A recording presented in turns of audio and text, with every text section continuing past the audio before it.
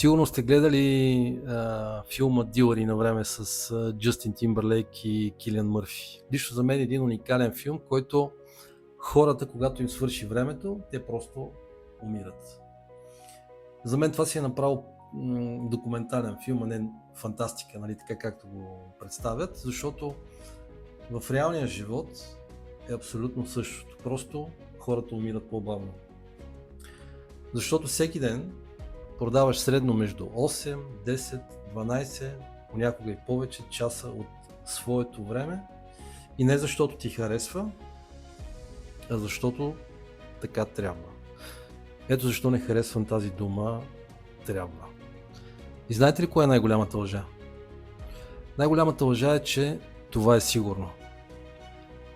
Сигурно е само едно и това е, че времето ти изтича. Богатите хора не гонят пари, те си купуват време.